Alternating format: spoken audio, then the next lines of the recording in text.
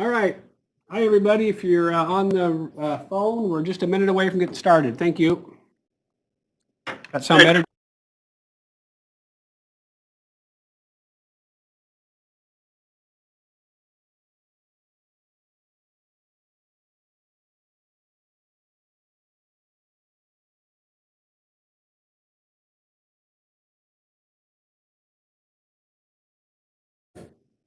Okay. Good evening, everybody.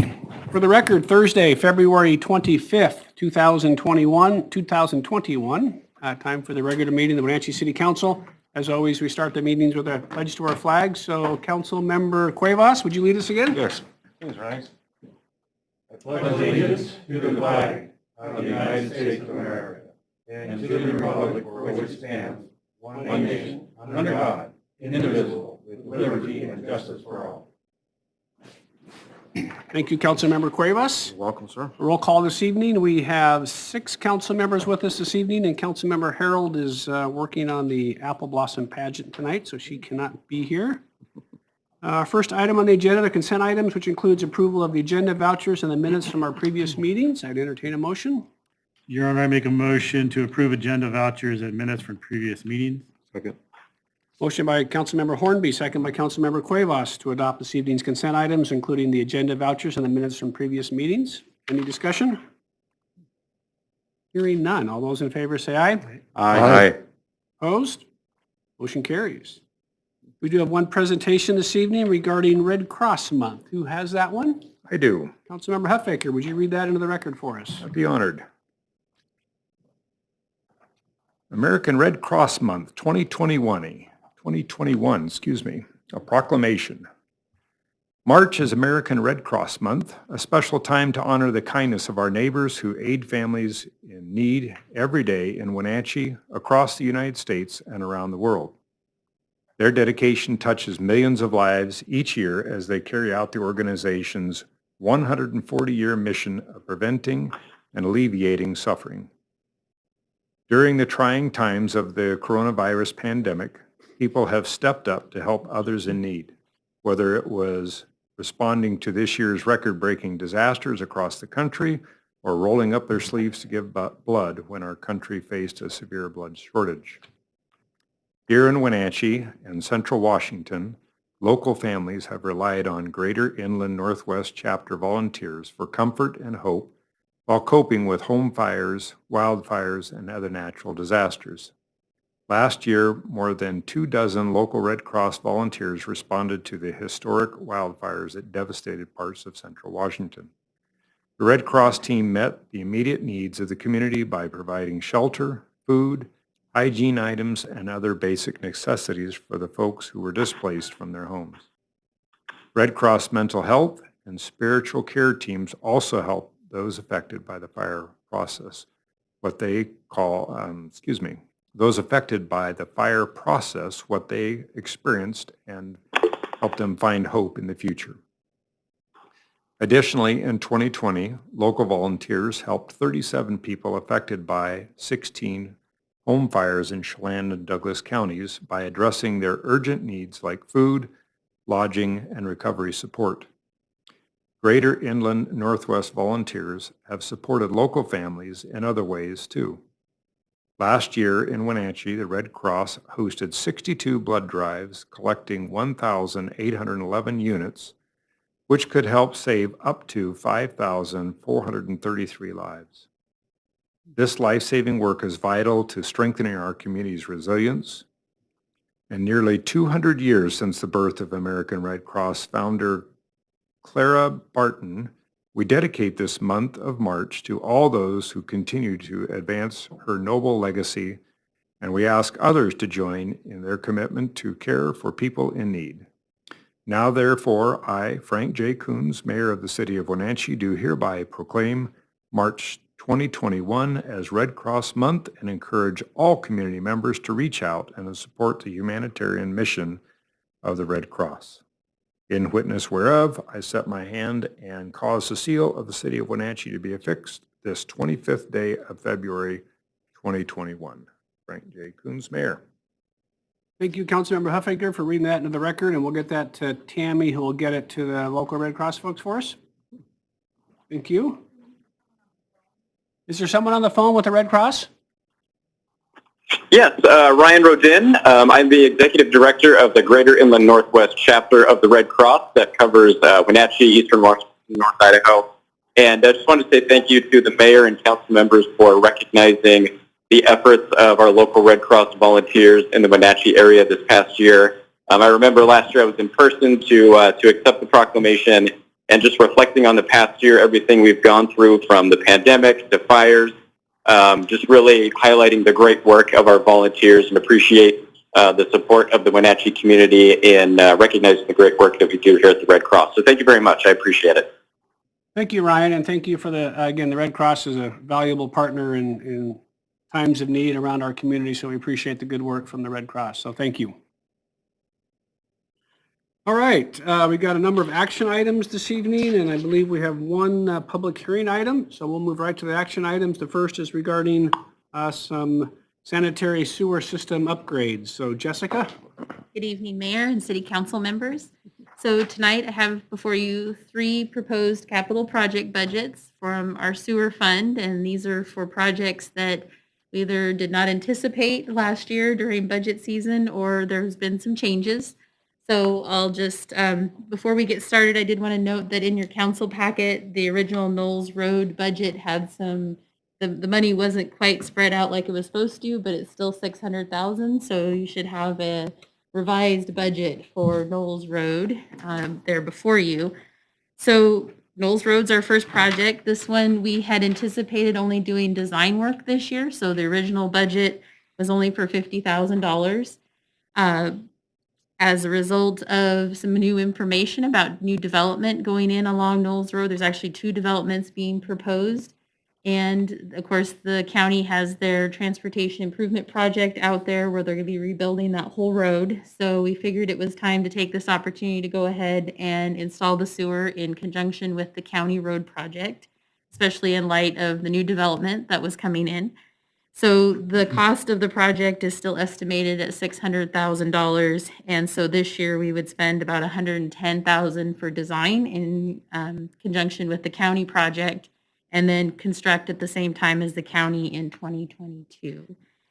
In light of the Knowles Road, and then to make that not just a dry sewer, but an active sewer line, the next project, which is a School Street sanitary sewer extension, will link up from where Knowles Road leaves off at the intersection of School and Knowles Road, and take the sewer down to the intersection of Easy and School Street. There is one other remaining section to be built, but we anticipate that being constructed this year in conjunction with the development that's occurring on School Street, just west of Easy. So if you refer to the map in your packet, kind of shows you the whole extent between the developer extension that'll take us up to Easy Street, the School Street extension, which will get us up to Knowles Road, and then that Knowles Road project that'll take us all the way out to American Fruit Road. The estimated cost for the School Street, again, this would be something we design and anticipate building either this year, most likely later this year, is $366,590. And maybe before we go on, is there any questions about the school or Knowles Road extensions at this time? Okay. So the last project that I have for you is actually at our wastewater treatment plant. And this came about through, we had an energy efficiency audit and participated in what they call an energy efficiency cohort last year with Chelan, that was sponsored by Chelan County PUD. And through that audit, we discovered that we have an old blower motor, which uses a lot of power. And so the PUD is offering us rebates to upgrade and remove that blower and put in a smaller one, which is really more suitable to our current needs. And at the same time, they said that if we wrap in other pieces of the project, like upgrading some old electrical equipment, that those could also be potentially, we could get rebates for the whole project. So I don't have a good number for you right now as to what our rebates will be, but I'm excited to find out soon. I'll come back and let you guys know how much of this money we'll get back from the PUD at the end of this project. So we have to get through the design process and verify all of the energy savings before they'll calculate the final rebate. But some of the rebates they offered before for some of our digester projects are in the hundreds of thousands of dollars potentially for some of those projects. So more to come on that, but we'd like to take advantage of these rebates that the PUD is offering and some equipment that's been outdated and causing us some problems this last year. So that's the wastewater treatment plant blower improvements, which right now is estimated at $793,000. And as I mentioned, we'll follow up with what the rebates will be once we know more, probably in about 6 months or so once we get through the design process. Are there any questions? She promised the finance committee the rebate would be big enough to pay for all 3 sewer projects, but then she took that back, so. I must have blacked out. Yeah. What I will say about the Knowles Road project is this is coming to be because the county is getting ready to tear up that road for a TIB project. I'm not sure if you put it on the list of our #1 projects that we would be putting sewer on Knowles Road, yet the county is tearing it up, and it wouldn't make sense to come back in 2 or 3 years later and tear it up because we were that close, or have a developer do it. So I think it made sense to do the connection, and then we've got a couple of developments that are coming that'll pay back probably $250,000 to $300,000 of that cost in connection fees. It does get the sewer a little further out in the Sunny Slope. And so I think staff recommended, and I agreed with them, that the road's getting torn up. We might as well get sewer in there and get it all the way connected, and no better time than the present.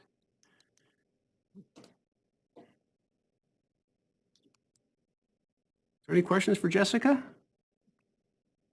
If not, I would entertain a motion to approve those 3 projects.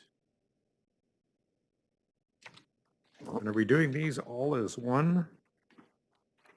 Yeah, I think you could do them. Just do it as we do their motion, and she's got the county. She's got them listed, so Yeah.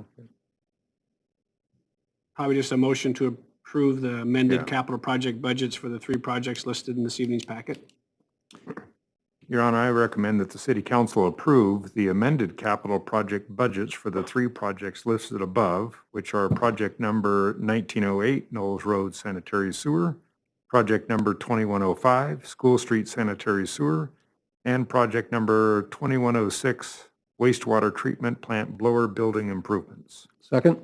Motion by Councilmember Huffaker, second by Councilmember Bailey, to approve the amended capital project budgets for the 3 projects listed, those being project 1908, Knowles Road Sanitary Sewer, project number 2105, School Street Sanitary Sewer, and project number 2106, Wastewater Treatment Plant Blower Building Improvements. Discussion? Hearing none. All those in favor say aye. Aye. Opposed? Motion carries. Thank you, Jessica. Bond ordinance, Mr. Posenjack.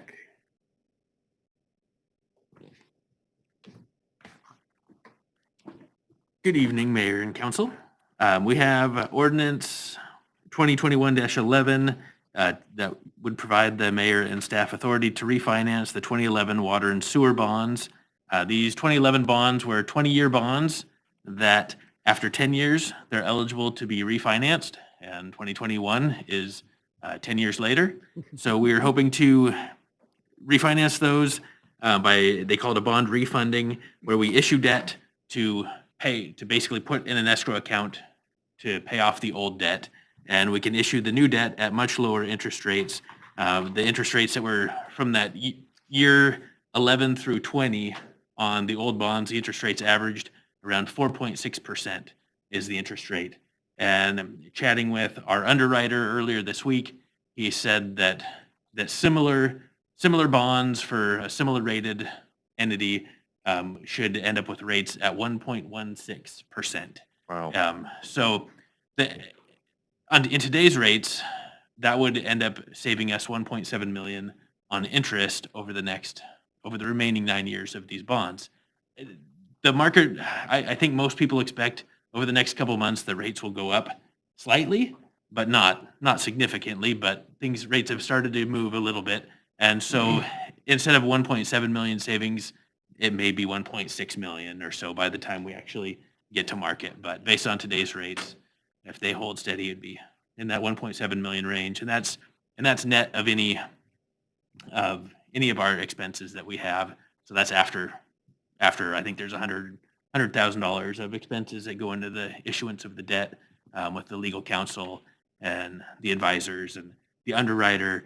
And which, by the way, for this lengthy ordinance, this was crafted by our bond counsel, the attorneys Kutak Rock. And so they draft the ordinance, then they send it out, and our underwriters at DA Davidson, and they've got, I know at least 3 or 4 people on their team reviewed this ordinance. And then we also have a municipal advisor that's a third party that kind of watches how this whole process goes to make sure that that our other contractors, they work for us to make sure that our other contractors are doing their due diligence. And so they also reviewed this bond ordinance. So it's a lot of legal and SEC type compliance for issuing debt that we have people who do this. This is what they do. And so, yeah. Any questions? Yeah, so, and Mark will remember this, and Jim probably, in the good old days, a lot of times we'd see a bond ordinance 2 or 3 different times. One, you'd talk about it and adopt an ordinance that says you're going to go to the market, and then the dog and pony show would come back, and they'd say, here's what interest rates are, and we're going next week, and you would approve then they'd come back and approve the purchase and sale. I mean, you see them like 3 times, and we just kind of wrap it into one ordinance. Gives Brad and I the freedom to get to the market, get things sold. We'll report back to you when we finish the ordinance and the offerings, and we come up with an all-in interest rate. We'll report back to you when that happens. And it seems like we do this enough now that it's pretty routine for us to do these. And it's the same team. It's Roy Cogan and Dave Tregesser, and then we have a municipal advisor. It's easy in the bond deal if they've just priced it even at 25 basis points higher than the market, that the underwriter could make some extra money. So we have an advisor who's advising us to make sure that what they're asking for in the market on the day they go to market is the right interest rate. And so everyone's sort of covering everybody, and nice to see interest rates low. It's an opportunity for us to jump in and take advantage of it. And so it's seems like we do this about every other year with some form of debt.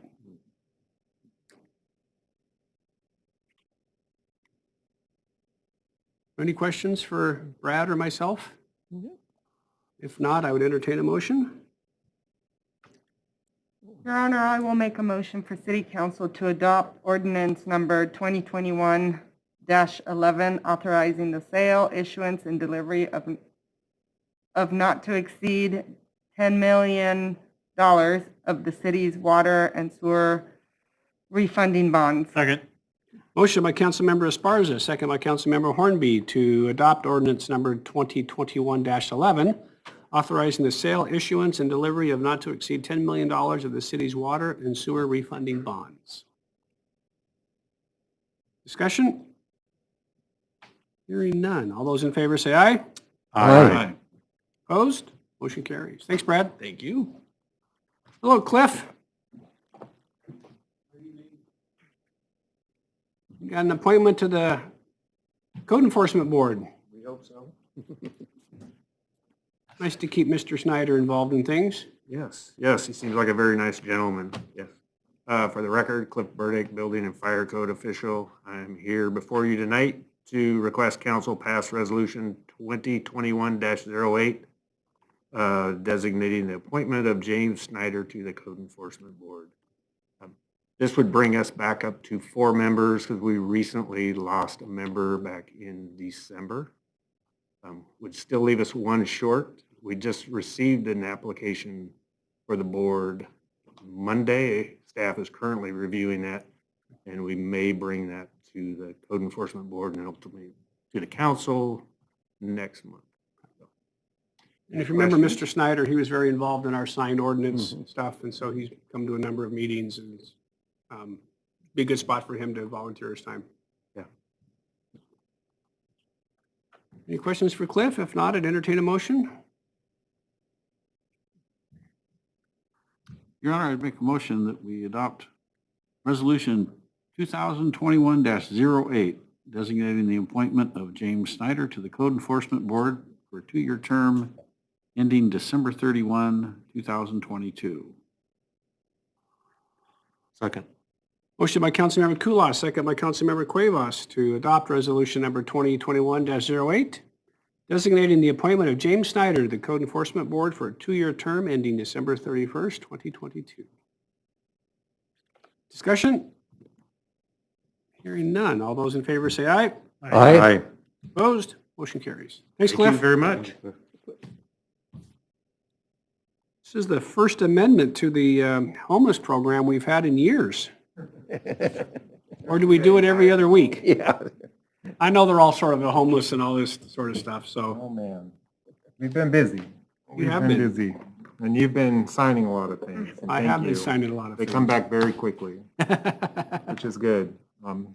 Good evening, everyone, Mayor, Council. My name's Oliver Crane. I'm a Housing Programs Coordinator in the Community Development Department. And tonight I'm going to share with you a little bit about new rent assistance that has become available from Washington State and via Washington State from the federal government. We're expecting a significant amount of money. Some of it we've already been awarded, and the award is pending, and then some of it yet to be announced. Just as a recap, I came before you all back in July with the ERAP program, the Eviction Rent Assistance Program. It was a 4-month whirlwind. It ended up totaling almost $1.4 million in rent assistance, helped over 500 households in Chelan and Douglas counties.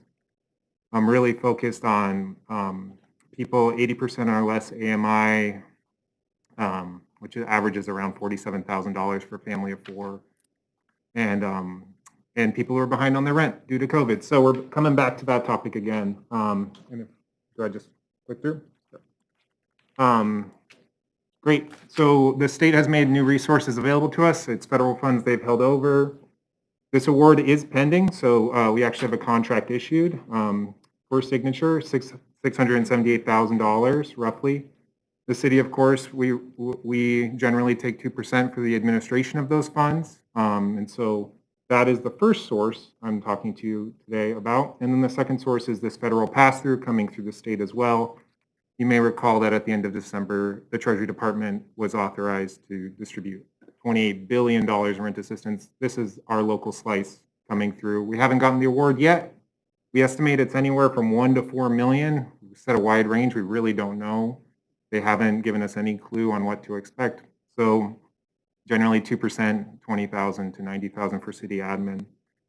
To give you an idea of the timeline we've been working with on this, we coordinate with a intergovernmental body, the Local Homeless Housing Task Force. They've blessed the recommendations we're bringing to you tonight.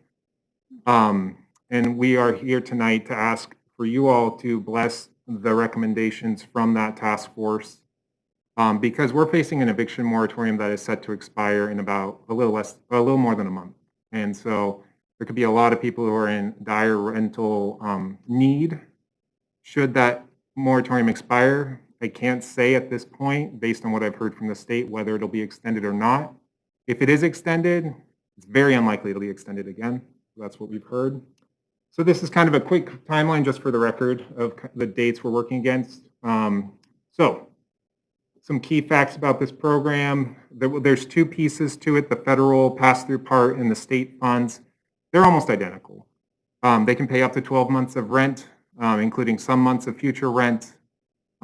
This federal program can cover utilities and any kind of utility associated with occupancy. They're both geared towards people making, for a family of 4, $47,000 or less a year. And they are they're ready to start for the most part. We're just waiting on the TRAP award, that federal pass-through money. TRAP standing for the Treasury Rental Assistance Program. Commerce has an interesting way they choose their acronyms, ERAP and TRAP. So tonight I'm bringing for your consideration two package of requested actions.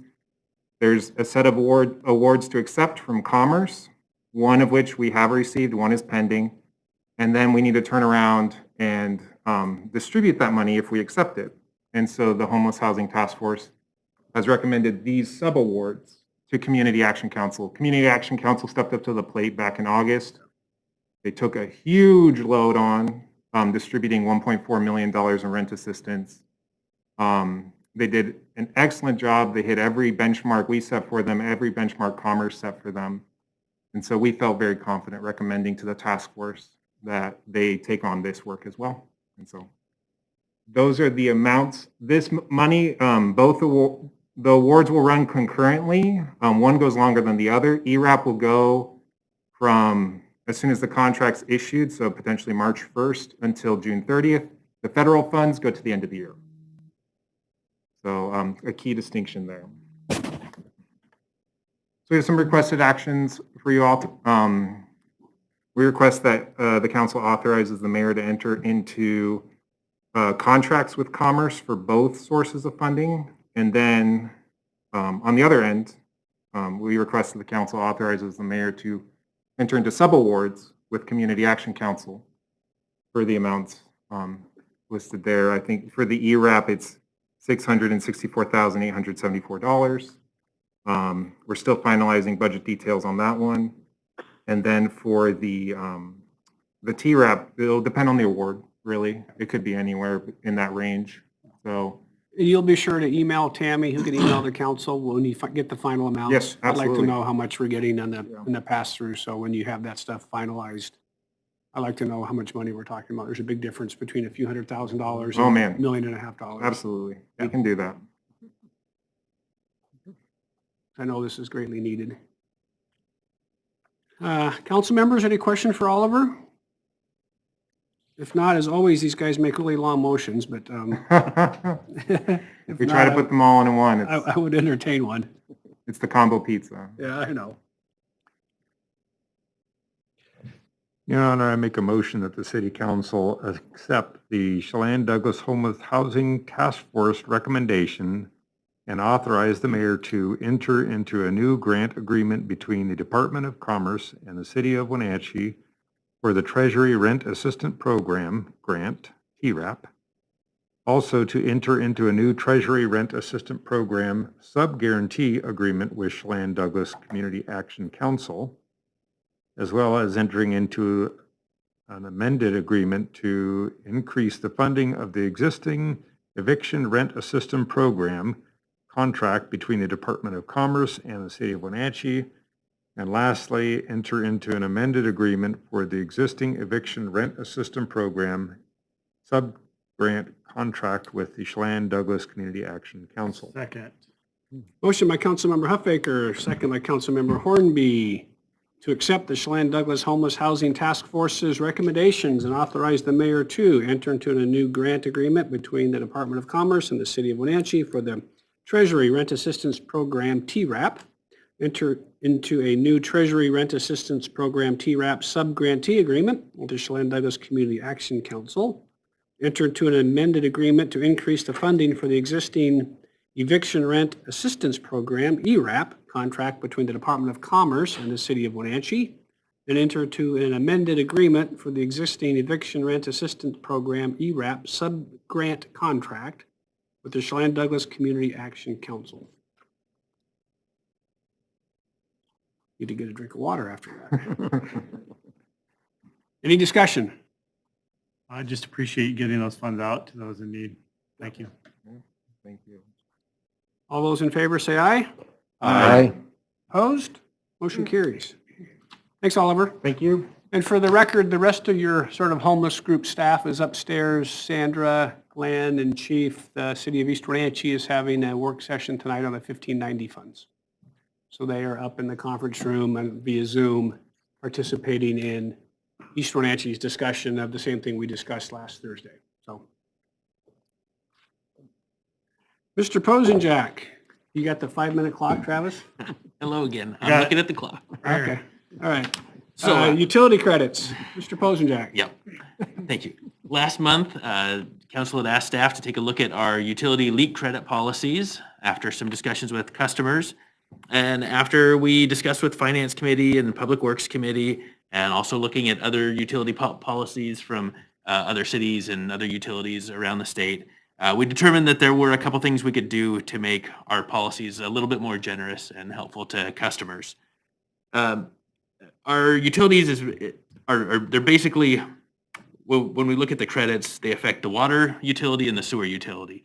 with the water utility, the biggest risk of large water bills comes from the main line, because the main line it's underground and it's unseen. So that's where the bulk of the cost can come when there's a leak in the main line. Typically, leaks in the house plumbing are caught fairly quickly, and so and looking at other policies, they limit other utilities limit the leak credits to that main line, and so we decided to recommend staying with just mainline leak credits for water. However, instead of just being a 50% credit, we wanted to go to kind of similar to what the city of Kirkland does. They will give a credit down to the wholesale rate because the water was consumed and the city did incur a cost. And our wholesale rate right now is around 20% of our regular water rate. So we could do an 80% credit for water. And I think our current code just says that it's residential only. It doesn't apply to commercial customers. So we can expand this credit to both residential and commercial customers. On the sewer side, the sewer for residential customers just pay one flat rate every month for sewer. It's the commercial customers that their sewer is based on the amount of water consumption that they have, is how they get their sewer bill. So if their water consumption is high, then their sewer bill is high, and it's actually it's more expensive than the water side of it.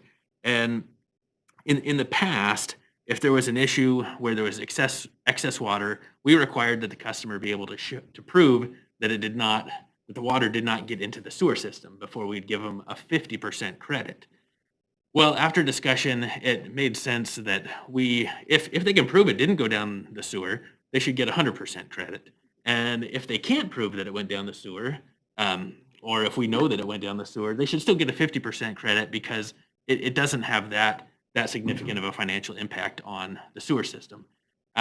So I think this proposed code allows for basically any unexpected water consumption they would be able to apply for a credit for that, and either a 50% or 100% credit on. And when I talk about 50% or 100% credit, it is on their consumption above what their normal consumption is. So they would still get charged for their normal consumption. It would just be whatever's above. They could be eligible for a credit on that.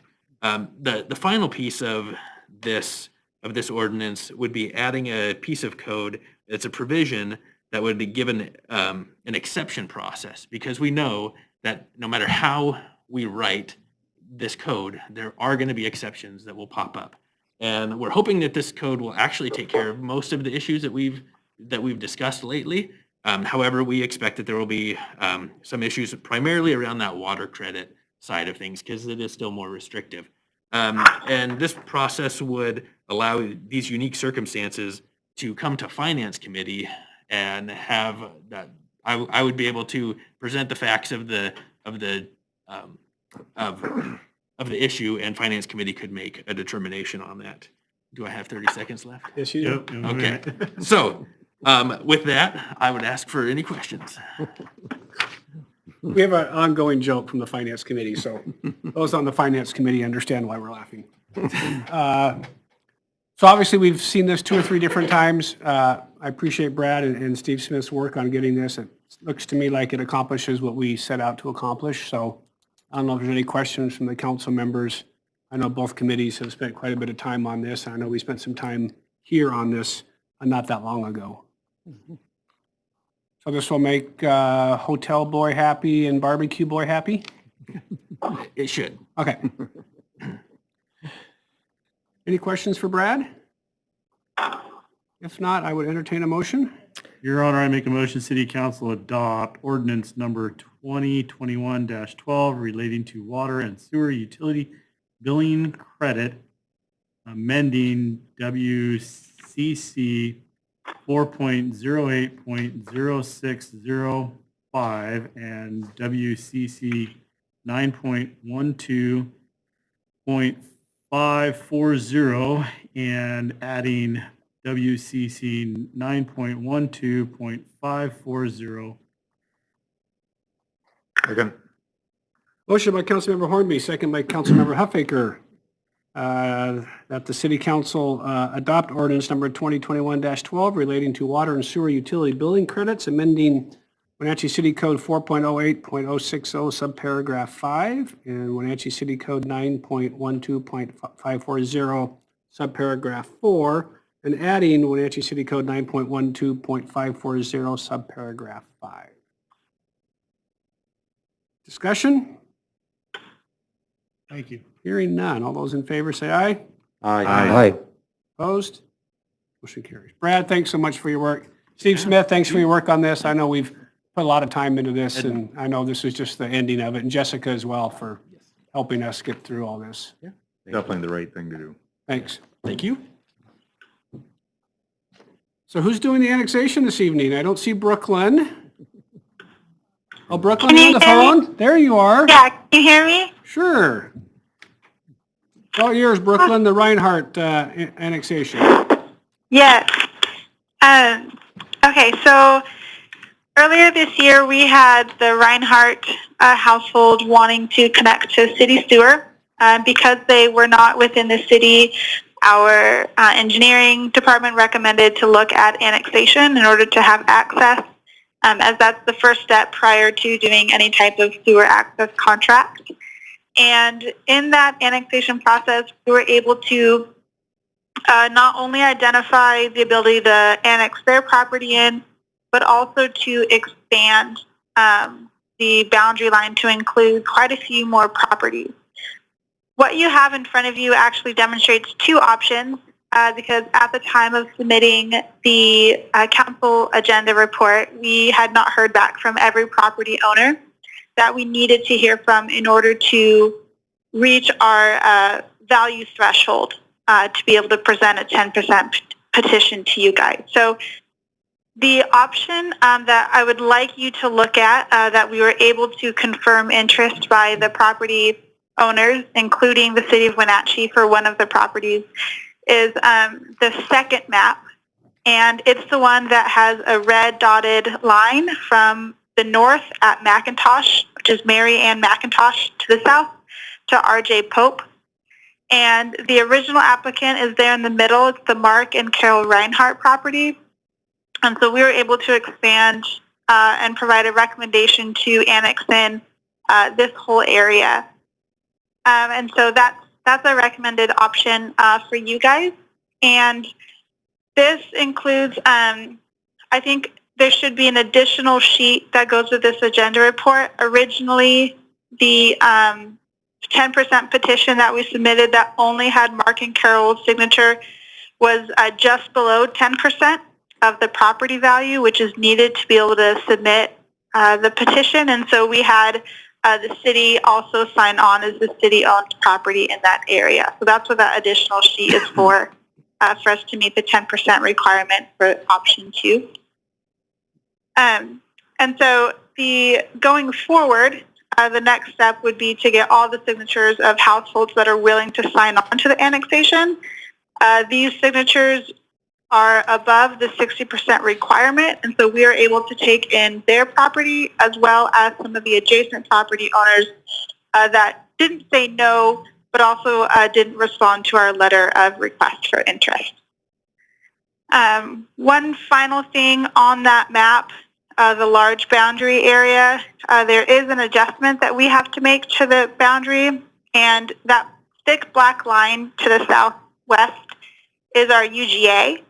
And at the property, there's two that say Roswald, Corey and Michelle Roswald. The one to the north, where the red dotted line goes outside of the UGA, we'll actually be amending that to align with the UGA.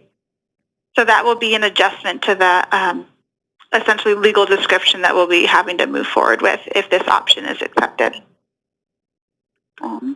With that, that's kind of all of that we have for this one. Are there any questions about the annexation process or these properties or any of the signatories that we're able to connect with?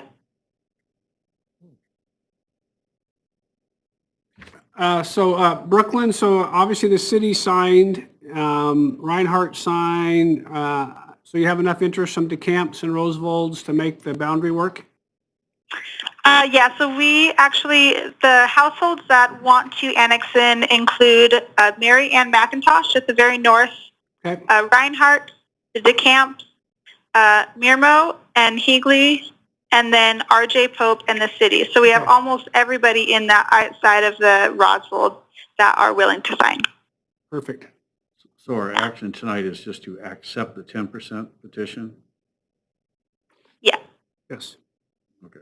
And I, learning something new, when I put in the action request, I didn't realize that's also the motion. So the motion doesn't actually align well with what that says. Yeah, so- Because we're just accepting the 10% petition. Right. We're not Doing the, making the determination of the indebtedness and the boundary, final boundary and all that. That comes at the 60%, yes. which is before the third time we have to review this, right? Yep. So is it Well, appropriate? Go ahead. oh, sorry. In adopting the 10%, you guys identify the boundary, and that is when we would also accept the proposed boundary, the zoning that's identified in it, and also the city indebtedness to the annexation area. So those three things do align with today's 10%. Okay. So I can make a motion. Yep. Go ahead. Can I ask a silly question about the Rosvold property? Yeah, go ahead. Is their property line actually where the red dotted line is? So part of their property is out of the urban growth Yes. area? Yes. That's why we have to amend the urban growth areas to include that How, piece. I'm trying to figure out how that happened, why their urban growth wouldn't have followed their property line, because that makes no sense that they have. Wouldn't it make more sense to adjust the urban growth boundary, or does that take for That action? takes way too much time. It will be done. Yeah, at the end and of we the actually year. aren't able to adjust the urban growth boundary at this time. We have to do that in an update. One of the things that we're also looking at, because a few annexations has shown this, is we don't have a legal description for our urban growth boundary. And so those are two things that we'll be looking at doing the next 2 to 5 years because of the alignment with our consolidated plan update as well. So at this time, we'll have to work with the county to have 2 tax parcels identified for that single Roswell property because it's just kind of that small sliver. There was a series of amendments and property line adjustments, and when we amended it to bring the Tramp property in, those pieces just got missed in that process. So my concern is that this is going to cause the property owners some problems down the road if they tried to sell their property and half, or a sliver of their property is still in the county and the rest of it is in the city. I'm just trying to, So it's not necessarily whether it's in the county or in the city, it's whether or not it's inside the urban growth boundary or not. So it'll be inside the city. Some of it will be in the urban growth well, boundary. but if we and some will adjust not. our dotted line Some to of it match won't. the Yeah. urban growth boundary, then they're going to have part of it in the county and part of it, most of it in the city, Yes. right? Probably look at it this way. That's probably hillside. I don't think it matters. Well, it does for It- the it- sale of the property. It's going to make a mess out of their documents. So at some point, we will finish and we will adjust the urban growth boundary to fit the property line. I think that's what Brooklyn is saying, but right now it can't. Yeah, And then, yeah, that is a and then, priority for us in the allowance of us to be able to adjust our urban growth area. This is one that we'll prioritize. and would that sliver then have to go through an annexation process to become the already city, annexed it. or would it automatically get done? We've already annexed it, right? So we can own property that's inside the city limits, but outside the urban growth area or vice versa, right? So there's, Well, I guess that's why I'm asking why we need to adjust our proposed boundary.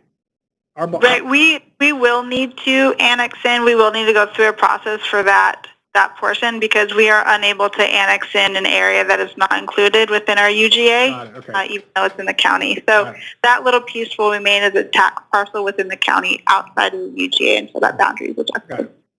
And the problem is we can't wait because we got people wanting stuff. I mean, we got Mrs. Reinhardt's ready for a building permit tomorrow and we've had this thing since October. So we got to get this done in the most efficient manner that we can for Mrs. Reinhardt and Mr. DeCamp. And if we eliminated that property for now, that would cause big problems Yeah, it's just, and we're not going to get there, readjustments. yeah. If we're going to take the bigger piece, we got to include it the way it is. Right. I'm hoping that homeowner is very aware of what's happening and what that's going to do to his property. Yeah. Is that the case, Brooklyn? Corey's a smart guy. Yeah, I saw that too, Keith, and I thought that we got to get that fixed. You know, and this obviously can't do that now, but I guess the question, Brooklyn, would be, when is the first opportunity to get that boundary line fixed? Brooklyn, did you hear that? No, sorry, I wasn't able to. What's the first time to get that little boundary adjustment with the Roosevelt and the urban growth area fixed? How long does that take, and when is the first time to be able to do that? Yeah, so Glenn and I are trying to identify that. Normally, we would do an urban growth boundary adjustment when we update our comprehensive plan, which we have, I think, 4 or 5 years to doing that. So we're looking at if we're able to adjust that at any other point in time.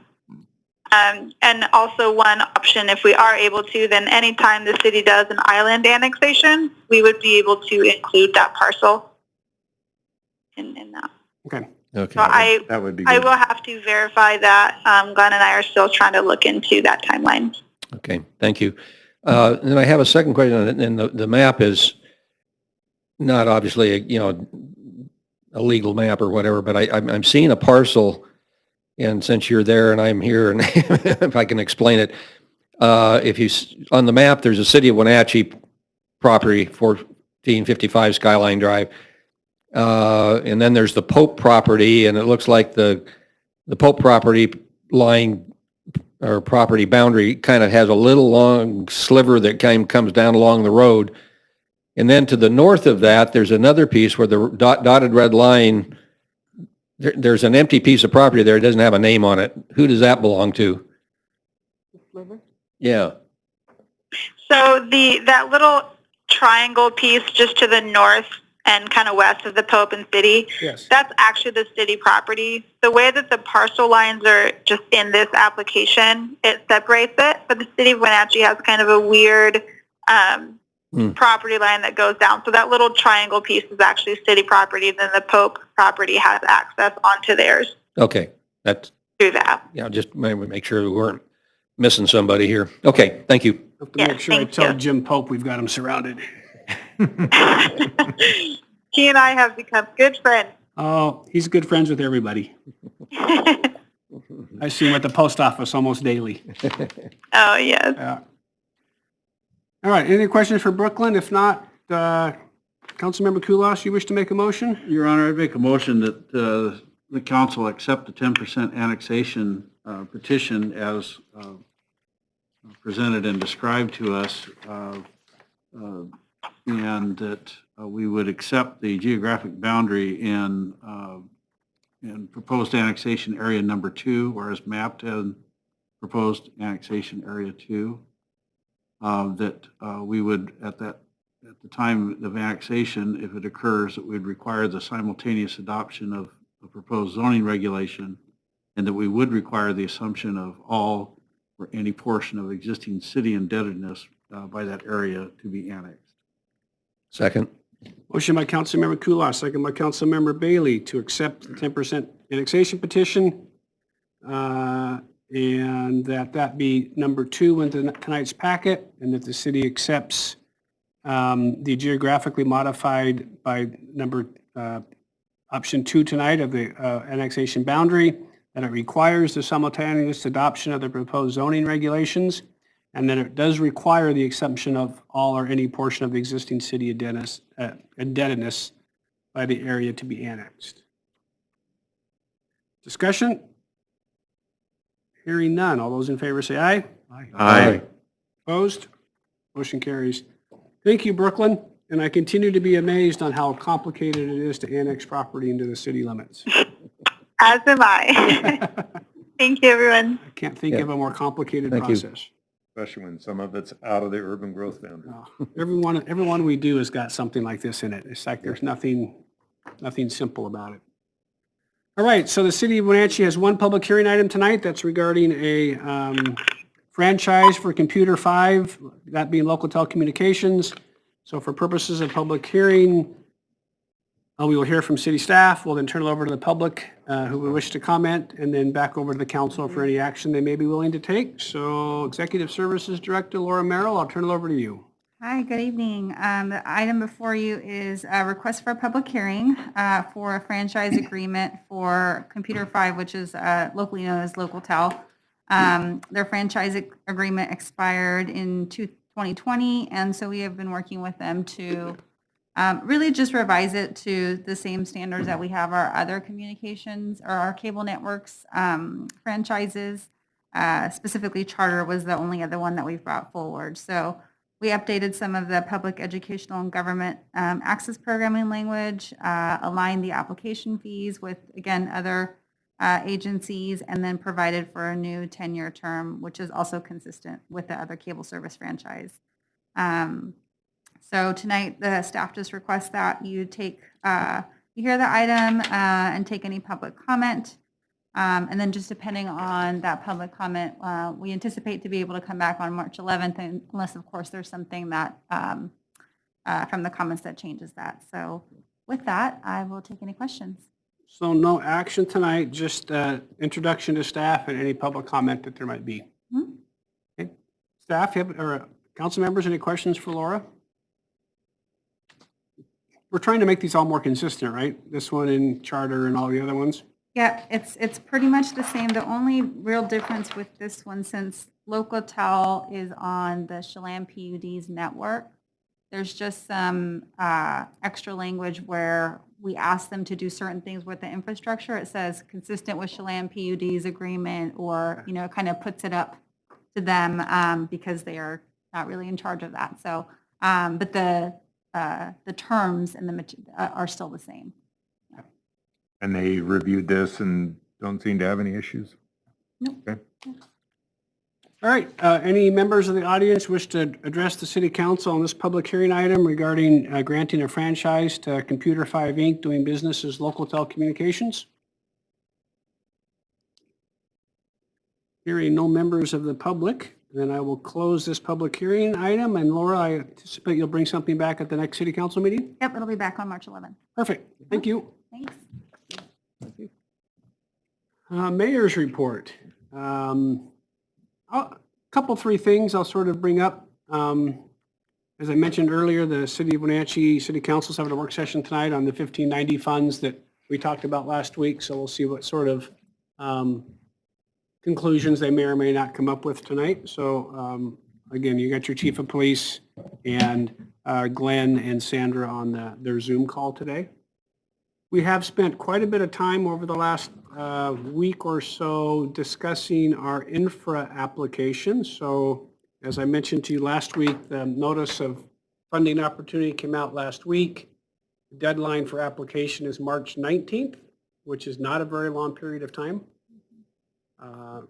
There are a couple of new, and Laura can help me with this, things that we have to discuss, that being social equity and climate. And so there's 3 or 4 other items that we need to address that's now mandatory for all infra applications. So we need to dust off our book and our application and update for some of that. And I think we've got some good thoughts on that as well. And so we have had conversations with representatives of both senators' offices, Senator Cantwell, Senator Murray, and Representative Schreier. And we've talked with Jeannie Beckett, who was our consultant, and we've had Jeff Wilkins and Gary Owen and Rob and Laura and I on a number of different Zoom calls. And I think the consensus at this point is to go ahead and reapply for what we've applied for in the past, which is the full suite of projects, which includes some stuff in Douglas County, including their Wenatchee Landing project, the connecting of the 2 pedestrian overpasses, both on the East Wenatchee and Wenatchee side,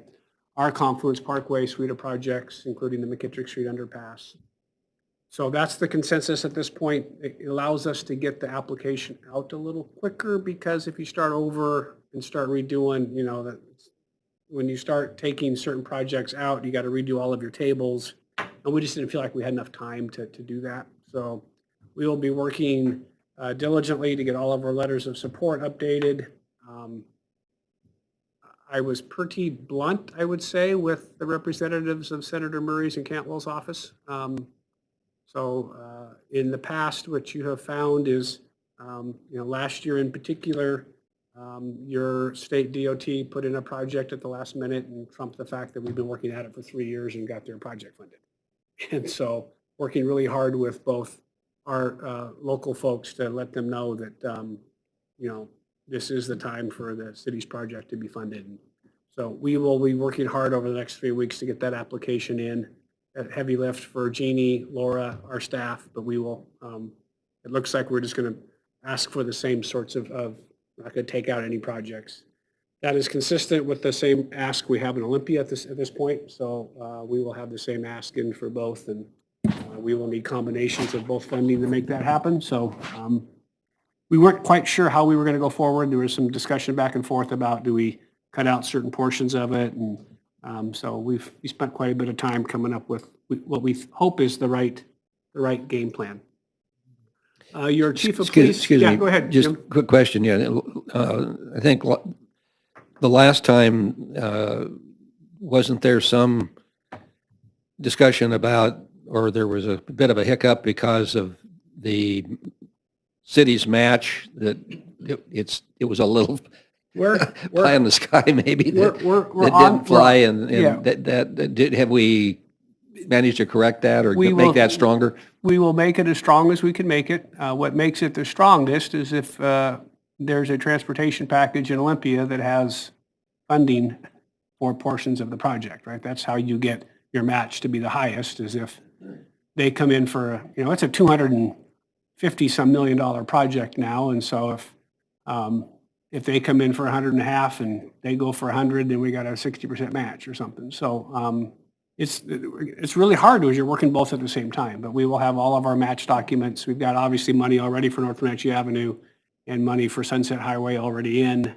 So we will continue to, it's going to take both to get it done. We will be as conscientious on our match as possible. I'm convinced if the feds give us money, the state will give us the rest. I'm convinced at some point if the state gives us money at some other time, the feds will get us the rest. It's just a question of who's going to go first and what's the dollar amount. So we're going to keep pushing.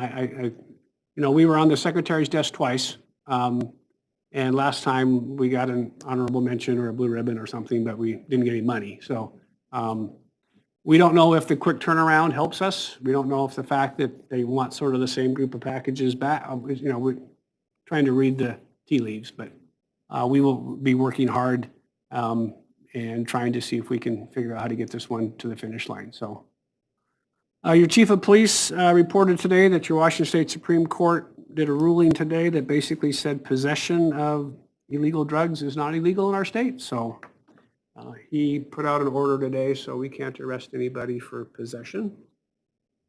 So, Any illegal drug? you have to be able to prove that that person had it and put it there. So it's a Spokane case where some woman put on a pair of pants, got arrested, and there was meth in her pocket. And she said, I just put on the pants. That's not my meth. And they said, if you can't prove that it belongs to them, so we are now no longer allowed to arrest people, and that takes care of a lot of our search warrants and some of the stuff that we would do. May actually get rid of the drug task force, because that's what they do. So he was a little frustrated today at when we went over our budget stuff. Laura, this week, anything else? Infra, I think is sort of, yeah.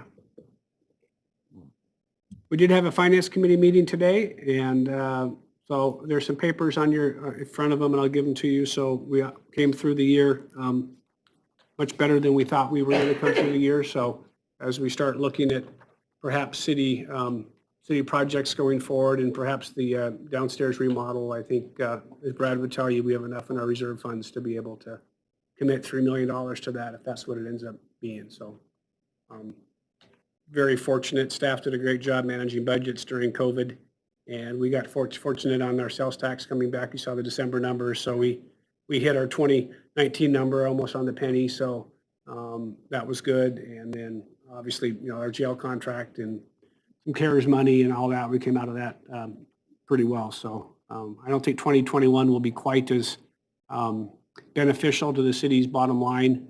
But as we talked today, I think sales tax, what I'm seeing, I think we'll do the same thing in 2021 as we did in 2020. There's a lot of building going on. I was up today and looked at the mud pit, which is going to be the bridge across into Clennons. I think some folks are in for a permit on some of Noise's property right now. Lots of interest in townhomes, those sorts of things. So I think the building boom in this area is going to continue for a little while. And I think we're going to see the benefits of that as the city, at least for a while. Council members, anything going on? And So the chamber has got their annual banquet coming up on March 4th. I believe Tammy sent out a. did you sign me up, notice about Tammy? Thank you. So And it'll be virtual, I think. virtual right? this year, but Okay. they're sending a surprise box with items in there to go with the virtual banquet. So that'll be interesting. I have no idea what's in the box. Okay. Top secret. Real estate, of course, they talked about that, still going very strong, still a lot of demand, not enough supply. The unemployment rate was a big concern, and it's gone up like somewhere in the neighborhood of 3,000 locally just from jobs in the service industry, you know, people working at the center and restaurants and things like that. So that was a big concern. I don't remember what the name of it is, where they're requiring soil testing and remediation. That is, apparently they're looking at doing some test properties just to see how that might all work through. So that hasn't completely gone away, but it isn't a requirement yet. Right. But they're going to try and work through that process. So that's going to be a big impact as that moves forward. Yeah, we've been fortunate enough when that first started a year and a half ago, they thought development was done. And since then, we've been able to get 3 or 4 subdivisions done. And I think the Triad folks know they got to deal with the mitigation for the lead arsenic. And I think they plan on bringing in topsoil and where to go scrape it off if it tests positive and bury it. So they've got a sort of a plan to do that, to accommodate Ecology's request. But I know our staff is still working with them. Jessica's nodding her head on final regulations, and they're still trying to put all of that back on the city to sort of monitor and maintain, and we're trying to put it back on Ecology for them to maintain. We don't think it's our responsibility, but we're sort of playing the game with them. Yeah. But I think that the scary part at one point was, well, development's going to stop. Well, development hasn't quite stopped yet, so. Yeah. So then just a quick update from solid waste. Everything's going well there. I think everybody probably heard on the radio that our efforts to try and get Douglas County to join us on there have kind of stalled again, so no agreement yet. So currently it's Chelan County residents only. And they continue to do well out there. It was 2020 was still a good year as far as the amount of product they took care of and properly disposed of. So Very nice to have that there. I've been there twice. It's just nice to be able to get rid of your old paint and kerosene and whatever you got laying around. Yeah, I've used that a number of times, and it's just absolutely a great facility. Yeah. took a long time to get there. We really appreciate everybody who had to kick in a little bit of money because Ecology pulled their money, but we got there. Good. Anything else, council members? Well, next week we got a week off, and then we'll be back in.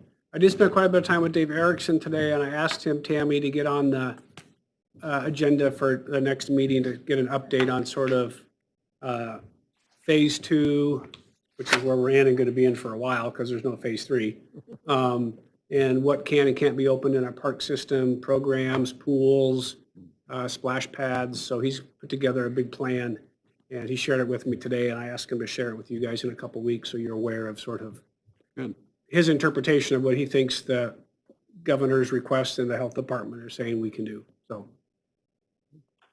Good. All right. Good. Everything else? All right, we're adjourned. Thanks, everybody.